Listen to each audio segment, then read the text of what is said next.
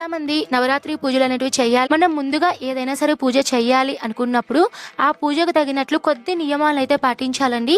ఈ వారాహి నవరాత్రి పూజ చేయాలి అనుకున్న వాళ్ళు నేను చెప్పేటువంటి ఈ 3 నియమాలను ఖచ్చితంగా పాటించండి. మీకు తప్పకుండా ఆ అమ్మవారి అనుగ్రహం అనేది లభిస్తుందండి. మొదటి నియమం ఏంటంటే, మీరు ఖచ్చితంగా పూజ చేయాలి. నేను ఆ అమ్మకి పూజ చేసుకోవాలి, నాకు శక్తి లేదండి, అమ్మవారి ఫోటో లేదు, అమ్మవారికి పెట్టుకోవడానికి నా దగ్గర సామాన్లు పెద్ద పెద్దగా లేవు, అలా అనుకోవడం అదంతా పెద్ద మూర్ఖత్వం అండి. అలా అయితే అసలు ఏమనుకోకూడదు. మనం పూజ చేయడానికి కావాల్సింది ముందుగా భక్తితో మనము ఆ తల్లికి మనం ఏదైనా సరే ఒక చిన్న దీపం పెట్టుకొని పూజ చేసుకున్నా కూడా ఆ తల్లి అనుగ్రహిస్తుందండి. అలానే ఈ నవరాత్రులు చాలా శక్తివంతమైనవి కాబట్టి ఈ నవరాత్రుల్లో ఎవరైనా సరే పూజ చేయాలి చేసేవాళ్ళు ఖచ్చితంగా నాన్ వెజ్ అయితే తినకూడదండి. పెళ్ళైన వాళ్ళైతే బ్రహ్మచర్యం అనేది పాటించాలి. ఎందుకంటే ఇవి చాలా శక్తివంతమైన రోజులు కదా అండి. కాబట్టి ఈ 9 రోజులు మనము నియమాలు అనేటివి ఇవి పాటిస్తే సరిపోతుందండి. తర్వాత అమ్మవారి పూజ అనేది మనం ఉదయం చేయాలా సాయంత్రం చేయాలంటే వారాహి అమ్మవారి పూజ మనం రాత్రి సమయంలో చేస్తేనే చాలా మంచిదండి. అమ్మని రాత్రి దేవత అనే పేరుతో కూడా పిలుస్తారండి. రాత్రి సమయం అంటే ఆల్మోస్ట్ వాళ్ళందరూ కూడా ఈవినింగే వాళ్ళు ఆఫీస్ నుంచి వచ్చేస్తారు కాబట్టి రాత్రి సమయంలో ఈజీగా అమ్మకు పూజ చేసుకుంటారు. పూజ చేసే ముందు తలస్నానం అనేది చేసుకొని మీరు పూజ అనేది చేసుకోవచ్చండి.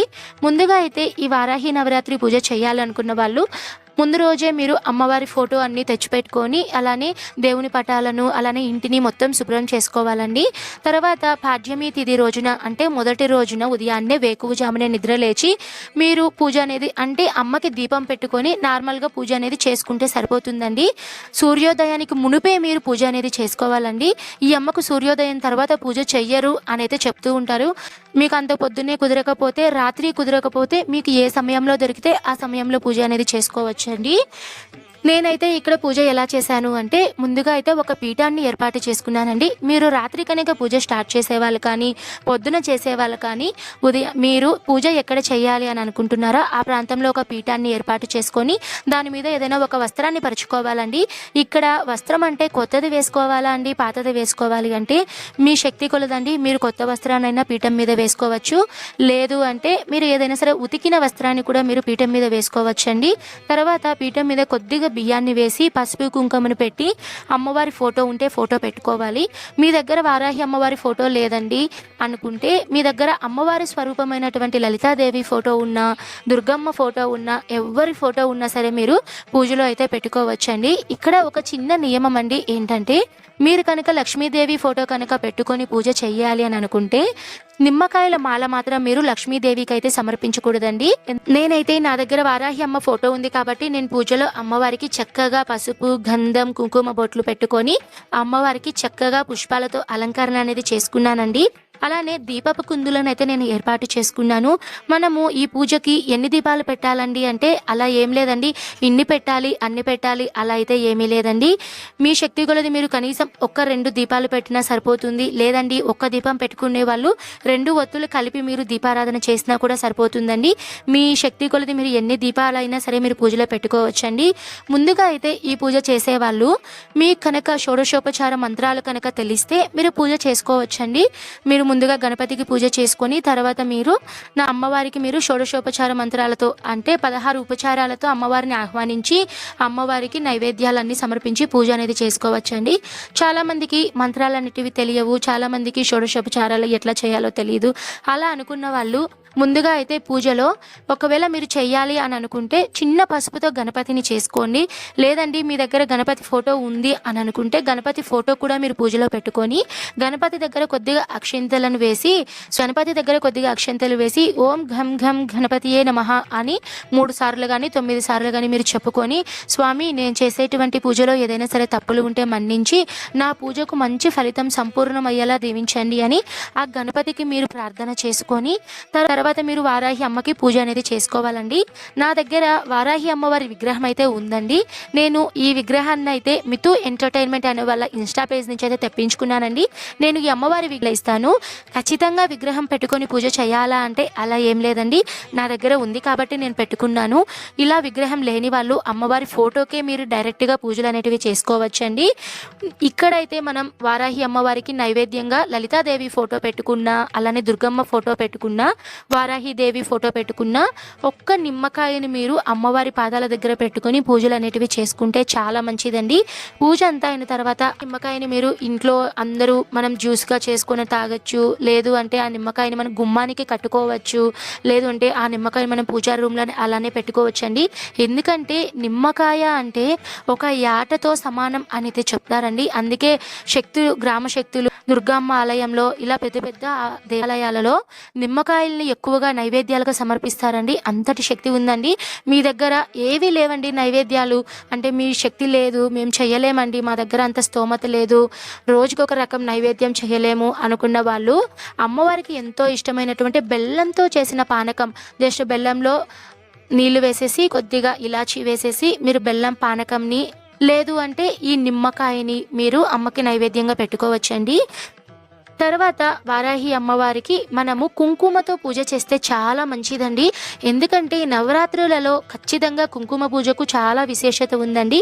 ఎందుకంటే కుంకుమ పూజ అంటే ఈ పూజకు ఒక ప్రత్యేకత ఉందండి. ఎందుకంటే 9 రోజులు అమ్మవారు ఒక్కొక్క రోజు ఒక్కొక్క రాక్షసుని సంహరించుకొని 9వ రోజు రాక్షసుని చంపి వధించిన తర్వాత అమ్మవారు ఉగ్ర రూపంలో ఉంటారట అండి. మనము కుంకుమ పూజ అనేది చేయడం వలన అమ్మవారు శాంతిస్తారట అండి. అందుకని ఈ నవరాత్రుల్లో ఎక్కువగా కుంకుమ పూజ అనేది చేస్తూ ఉంటారు. ఎవరైతే జాబ్స్ చేసేవాళ్ళు, ఎవరైతే కలశం అఖండ దీపం లేని వాళ్ళు ఉన్నవాళ్ళు ప్రతి ఒక్కరు కూడా ఈ వారాహి నవరాత్రుల్లో ఖచ్చితంగా మీరు కుంకుమతో అష్టోత్తర శతనామావళి మంత్రాలు చదువుకోండి, చాలా మంచిది. కుంకుమ కొద్దిగా తీసుకొని కొద్దిగా వారాహి దేవి అయి నమః అని అమ్మవారి దగ్గర అయితే ఒక తమలపాకు పెట్టుకొని లేదా ఏదైనా ఒక ప్లేట్ పెట్టుకొని మీరు అందులో కొద్దిగా అష్టోత్తర శతనామావళి మంత్రాలు చదువుకోవచ్చండి. చెప్పాను కదండి, షోడశోపచార మంత్రాలు వస్తే మీరు యథావిధిగా మంత్రాల ప్రకారం మీరు చదువుకుంటూ పూజ అనేది చేసుకోవచ్చు. మీరు షోడశోపచార మంత్రాలు తెలియని వాళ్ళకు మాత్రమే ఈ వీడియో అనేది క్లియర్గా ఉపయోగపడుతుందండి. ఫోటో దగ్గర మీరు అమ్మవారికి నార్మల్గా పూజ అంతా స్టార్ట్ చేసిన తర్వాత నిమ్మకాయ అనేది అమ్మవారి పాదాల దగ్గర పెట్టుకొని ఒక తమలపాకు కానీ లేదు అంటే మీ ఇష్టం అండి ఏదైనా ప్లేట్ ఉన్నా పెట్టుకొని కుంకుమతో అష్టోత్తర శతనామావళి మంత్రాలు చదువుకోవాలండి. అష్టోత్తర శతనామావళి మంత్రాలు తెలియని వాళ్ళు చాలామంది ఉంటారండి. ఈ అమ్మవారి మంత్రాలు దొరకడం చాలా కష్టం. ఒకవేళ ఎవరికైనా తెలుసుంటే గూగుల్లో అయితే మనం టైప్ చేయగానే తెలుగులో క్లియర్గా వస్తాయి. లేదు అనుకున్న వాళ్ళు నేను డిస్ప్లే మీద ఒక మంత్రాన్ని అయితే చెప్తానండి. ఓం ఐం గ్లౌం నమో వారాహి దేవ్యై నమః. ఈ మంత్రం అండి నేను మళ్ళీ ఒకసారి చెప్తాను. ఓం ఐం గ్లౌం నమో వారాహి దేవ్యై నమః. ఈ మంత్రాన్ని మీరు 108 సార్లు ప్రతిరోజు కూడా రాత్రి 7 గంటల సమయంలో మీరు అమ్మవారికి అష్టోత్తర శతనామావళి మంత్రాలు చెప్పుకుంటూ పూజ చేసుకుంటే చాలండి. తప్పకుండా అమ్మవారి అనుగ్రహం అయితే మీకు ఖచ్చితంగా లభిస్తుందండి. ఎందుకంటే నేను ప్రతి సంవత్సరము కూడా నవరాత్రుల్లో కుంకుమ పూజతోనే నేను చేస్తానండి. కాబట్టి నా పూర్తి అనుభవంతో చెప్తున్నాను, చాలా మంచి ఫలితాలు అయితే మీ కళ్ళతో మీరే చూస్తారండి. అంతటి శక్తి ఉందండి ఈ అమ్మవారి పూజకి.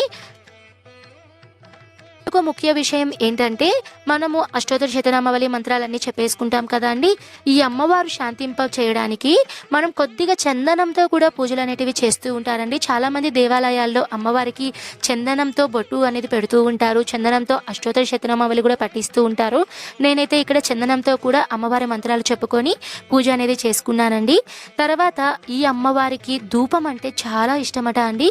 ఇంట్లో కనుక అమ్మవారి పూజ చేసిన రోజు, ముఖ్యంగా పంచమి తిథి ఉన్న రోజు అలానే అష్టమి తిథి ఉన్న రోజు చాలా పవర్ఫుల్ అట అండి. ఈ రోజులలో ఖచ్చితంగా ఇంట్లో ధూపం అనేది వేసుకొని పూజ చేస్తే చాలా మంచిది.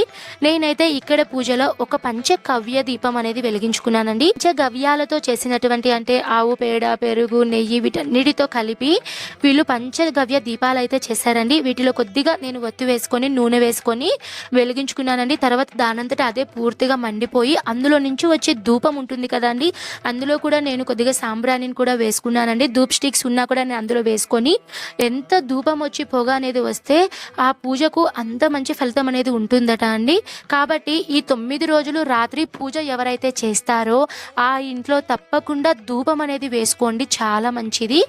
ఈ విధంగా అయితే చేసుకోవాలండి. చెప్పాను కదా అండి, సింపుల్గా పూజ చేసుకోవాలి, నైవేద్యం ఏమి పెట్టుకోవాలి, అలానే అమ్మకి పూజ కుంకుమతో చేయాలి అని క్లియర్గా ప్రతిదీ చెప్పాను. పూజ అంతా అయిన తర్వాత చివరిగా మనం అమ్మవారికి మంగళహారతి అనేది ఇచ్చేసి తర్వాత టెంకాయ ఇంటూ టెంకాయని సమర్పించాలి.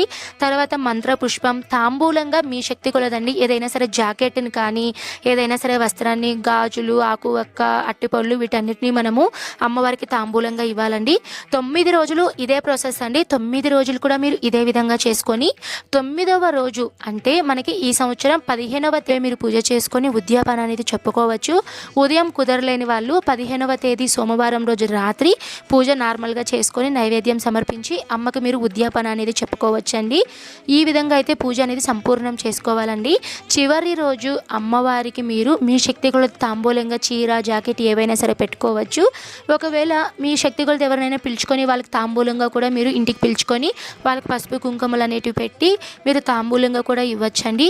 ఇదే విధంగా చేయాలండి. ఈ 9 రోజులు కూడా మీరు సింపుల్గా పూజ చేసుకోవడం, అష్టోత్తరాలు చెప్పుకోవడం, పూజ చేసుకోవడం, నైవేద్యాలు చేసుకోవడం, ధూపం వేసుకోవడం ఇదే విధంగా చేసుకోవాలి. 9వ రోజు ఉద్యాపన చెప్పడం అండి. ఈ విధంగా అయితే ప్రతిరోజు పూజ చేసుకోవాలండి. ఈ వీడియో తప్పకుండా మీ అందరికీ ఉపయోగపడింది అని అనుకుంటున్నాను. ఈ వీడియో కనుక ఉపయోగపడితే తప్పకుండా వీడియోస్ని చూడండి. ఓకే అండి, నేను మరో మంచి వీడియోతో మీ ముందుంటాను. సర్వే జన సుఖినో భవంతు.